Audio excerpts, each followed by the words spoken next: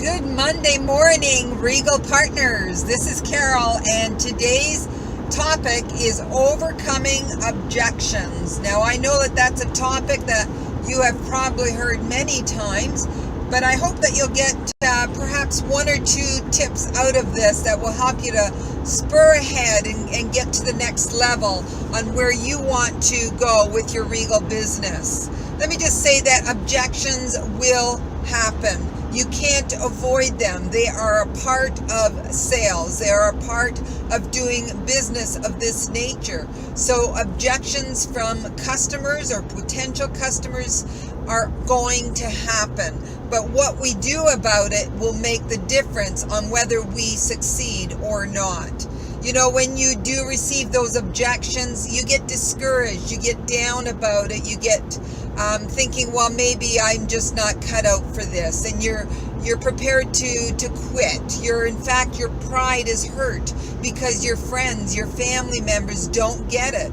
They don't like what it is that you're presenting, and so you either decide you're going to give up on that. They're right. I'm just going to give into it and just, this is not for me. I'm going to move on. Or you can start to get angry with those individuals and really offended that they don't like what you like. And so what I want to suggest to you today is that objections will happen. In New Zealand, there are 41% of the birds can't fly. 41% of the birds are on the ground walking. If you visit New Zealand, you'll see this. Birds of various kinds who cannot fly. Why is that? Because for generations they did not have any opposition. New Zealand doesn't have snakes. It doesn't have wolves. It doesn't have bobcats. All of those predators that feed on animals and birds. And so these birds over the years have learned that they don't need to fly. They don't need to try to escape anything because there's no predator there. There's no enemy. And so for generations that has happened.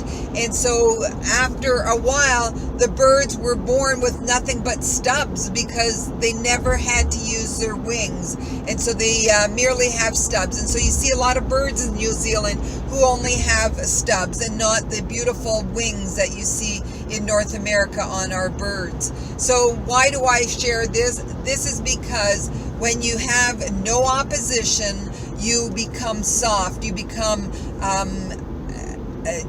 avoiding what you're really created to do in sales. And so what is sales about? It's about really furthering your mission of representing the company that you are with, representing the products that this company provides you with. And so if you don't have any opposition out there, you don't develop the skills that will help you to present those products properly. If there was no objection, you would not need to look for answers. You would be able to just be relaxed and not be concerned about, understanding the products or even looking through the catalog to make sure you know what products are in there. If it's coming to you too easily, you don't need to do any of that. However, when you're faced with opposition, it should drive you to look further into the catalog. It should drive you to ask questions of other ambassadors on how they're handling objections. It should drive you to the training that we provide you with at Regal so that you can develop the skills and you can improve on the way to present yourself to individuals so that the objections are minimized. So, you need to go to what I would call the sweet spot. And what is the sweet spot? It's when you are feeling like you have gone through a battle, when you feel like your customers are telling you that they don't want anything in the catalog because there's nothing in there for them, and it's simply not the old Regal, and all of those kind of comments that we've been hearing from a number of you. And so I want to say, you need to get out of that environment and get into the sweet spot. Do I mean giving up on those customers, leaving them behind? Absolutely not. But what you need to do is strengthen yourself. You need to get away, go into a place where you will be strengthened so that you can go back to those individuals and present it in a more positive light. And so don't quit. Don't give up on what you have come to love and appreciate about Regal. There are products in our catalog, many of them, that are very much like the former Regal catalogs, and they are going to be attractive to your customers if you could only get to that sweet spot of checking out the details of them and then being able to present it to your customers. How many times have you seen pictures posted on Facebook or in our newsletter of products and you think, wow, that's in our catalog?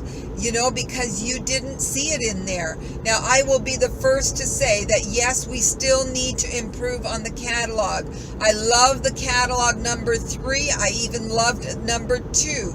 But as I look at it and I compare it to what you have all been telling us with regards to the way it used to look in your former Regal catalogs, I get it. If I may admit that the coin has finally dropped in the last week, yes, I went back and looked at the catalogs of the old Regal. And I had looked at them before, but maybe it's a time of readiness. But as I opened up those old Regal catalogs and then opened up our current one, we have a lot of products that are, you know, quality and your customers will love. But absolutely correct. We need to make those pictures bigger, less white space around those pictures, and we need to be able to have background to a lot of them. And so whether that's people or even just a background color, and then having the product in a box, so to speak, it really jumps out of the page. And so we have had that conversation in the last week, and issue number 4 will have more of that. So yes, you will have a catalog closer to what your customers have been asking for. But why is it that many of you have gone beyond those objections and have received the sales that you're looking for? And in fact, many of you are getting sales even greater than you have ever had with any Regal. And so why is it that some are getting those great results while others are not, and yet you're working with the same catalog? I would venture to say that some of you have come away from the objections, you have gone into the sweet spot, and you have found the answers that you needed in order to be able to handle the objections from your customers. And so when you get out of the place of offense, out of the place of objection, and get yourself into the proper place, your mind gets into the proper place. Your mind is then thinking more positively, more creatively. The juices of creativity are able to flow, and you're able to determine ways in which you can present the catalog for your customers to see those items, whether it's because you're pointing it out to them or you're encouraging them to really look at the pictures carefully. Whatever it is that you needed to do, some of you have been doing because you are getting the results. For the rest, I would say, get into that space. Yes, we will have a learning curve with the new Regal, such as with the catalogs, but we are getting much sharper at knowing exactly what it is that we need to do with that tool so that it works very effectively for you. But don't wait until that catalog gets there. Don't waste time. We need you to get in place now. We need you to get in that sweet spot so that there are many, many of you who are out there getting the same results, getting the orders in, and being encouraged as you move forward. Let me just say this little story as I close this little message. In 1993, one of the biggest wars that America was ever involved in, you see it in the movie, I believe it was called Black Hawk Run. And in there's a lieutenant who is hurt. He was shot, and they're in the end time of a particular battle, and many of them were shot at, and this lieutenant is shot, and his general is telling him to get in the truck and drive them all into safety. And the lieutenant is going, but I am wounded, I am shot. And his general looks at him and says, we are all shot. We have all been shot at.